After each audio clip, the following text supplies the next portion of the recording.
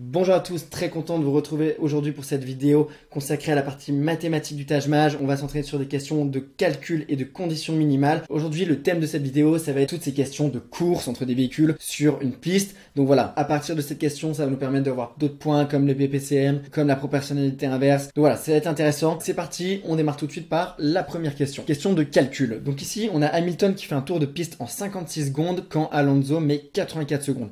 On nous demande combien de temps mettra Hamilton pour mettre un tour d'avance à Alonso. Donc, c'est parti, je te laisse mettre en pause cette vidéo, réfléchir 1 minute 30 et ensuite tu relances pour la correction. Donc c'est parti, nous on passe tout de suite à la correction. Donc ici, pour résoudre cette question, on a une première méthode, à savoir, on peut répondre à cet exercice en utilisant la méthode du PPCM, du plus petit commun multiple. Alors pour ça, la technique du PPCM, elle est bien évidemment expliquée dans le programme La Revanche, le programme destiné à booster ton score sur la partie calcul du Taj Mahal, conditions minimales, raisonnement, argumentation et logique. Alors pourquoi est-ce qu'on peut utiliser cette technique du PPCM? C'est tout simple, on a deux voitures qui partent de la ligne d'arrivée, il y en a une qui va plus vite que l'autre, elle fait le tour du circuit en 56 secondes et l'autre en 84, et donc nous on cherche à savoir quand est-ce que les deux vont se rattraper, quand est-ce qu'ils vont à nouveau se croiser. Donc ici pour ça, on peut utiliser le plus petit commun multiple à ces deux nombres. Alors comment est-ce qu'on fait? Tout d'abord, il faut décomposer en facteurs de nombres premiers. Ensuite, on multipliera les facteurs entre eux en prenant le plus grand exposant.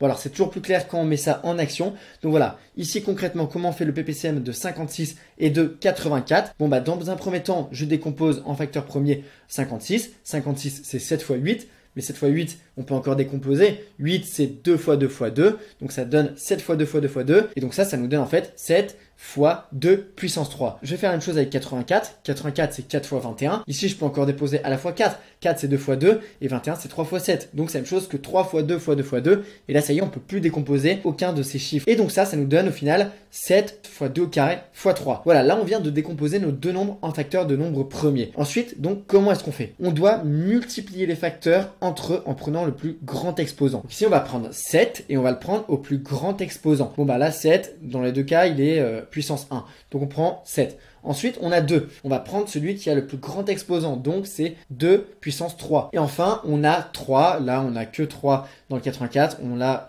puissance 1. Donc, on le prend. Donc, une fois qu'on a réuni tous nos facteurs, en prenant à chaque fois qu'on avait deux fois le même facteur, celui à la plus grande puissance, on a tout simplement plus qu'à multiplier. Et donc, ça nous donne 7 fois 2 au cube fois 3, 168. Et donc, interprétation, ça veut tout simplement dire qu'ils vont se croiser au bout de 168 secondes. C'est la première fois où ils vont se croiser. 56 et 84 vont tomber sur un nombre commun, 168. Donc ils vont se croiser au bout de 168 secondes. Et donc au bout de 168 secondes, Hamilton lui aura fait 3 tours. 168 divisé par, lui met 56 secondes par tour, 3 tours. Et Alonso aura fait que 2 tours. On est donc au moment où Hamilton mettra un tour d'avance à Alonso au bout de 168 secondes. Donc on pouvait répondre la réponse C. Alors le problème de cette technique du PPCM, c'est que déjà elle est assez longue. À chaque fois de décomposer en facteurs premiers, ça peut être assez fastidieux. Et en plus, elle est souvent source d'erreurs parce qu'on va mélanger avec le PGCD et on va plus savoir s'il faut prendre uniquement les facteurs communs, si c'est au plus grand exposant ou au plus petit exposant. Voilà, ici il y a une autre méthode pour résoudre tout simplement ce problème en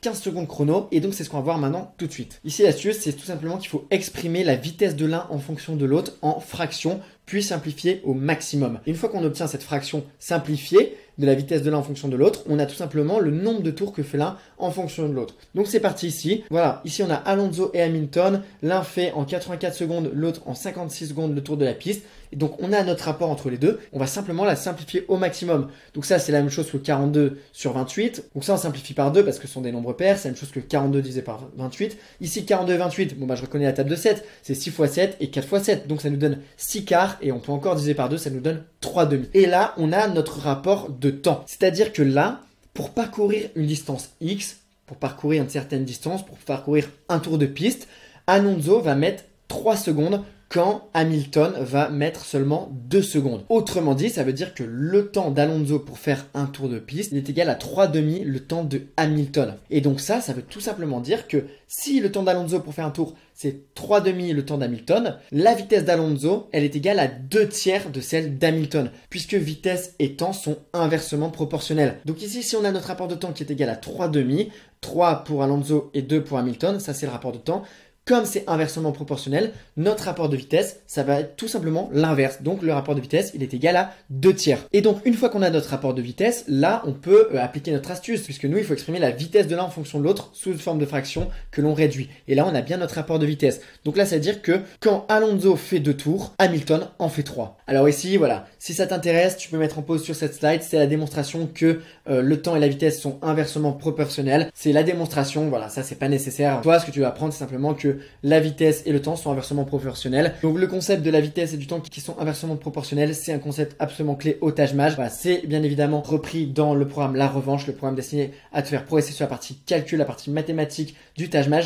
Voilà, si une vitesse est multipliée par A, le temps est multiplié par 1 sur A. Et comme d'habitude, je te mets des exemples. Voilà, par exemple, si ta vitesse, elle est multipliée par 4/3, alors ton temps, il sera multiplié par 3/4. L'inverse. Ici, je te mets un exemple avec 10 km/h. Si on mettait 10 km/h en 60 minutes, si on augmente une vitesse de 4/3, on va multiplier le temps par 3/4 et ça donne 45 minutes. Donc ici, comme on a vu dans notre exercice, on a notre rapport de vitesse 2/3. Donc quand Alonso fait 2 tours, Hamilton en fait 3. Et donc ça, c'est pile le moment où il lui met un tour d'avance. Donc combien de temps est-ce que ça prendra à Hamilton pour mettre un tour d'avance à Alonso? Ça lui prendra 3 tours, donc 3 fois 56 secondes, puisqu'il met 56 secondes par tour, 168 secondes. Voilà, je t'ai mis un petit tableau récap pour voir vraiment ce qui se passe tour par tour, et on voit bien que c'est au 3e tour que Hamilton et Alonso franchissent tous les deux la ligne d'arrivée au 3e tour, sauf qu'Hamilton en a fait 3, alors qu'Alonso en a fait seulement 2. Donc voilà, cette technique du tableau aussi, là tu te dis, bah pourquoi j'ai pas fait ça dès le début? Ici ça tombait vraiment bien, parce qu'ils se recroisaient au bout du 3e tour pour Hamilton, mais des fois tu peux vraiment avoir 15 lignes sans que les deux se recroisent, et donc ça peut être super long. Donc quand c'est comme ça, le plus facile c'est vraiment d'exprimer le rapport de vitesse de l'un en fonction de l'autre. Tu mets simplement sur une fraction, tu la réduis et tu as le nombre de tours qu'ils font respectivement. Donc voilà, ce point, il est bien évidemment repris du programme La Revanche. Dans le programme La Revanche, tu as ce guide avec toutes les astuces et les formules que j'ai accumulées en 3 ans de préparation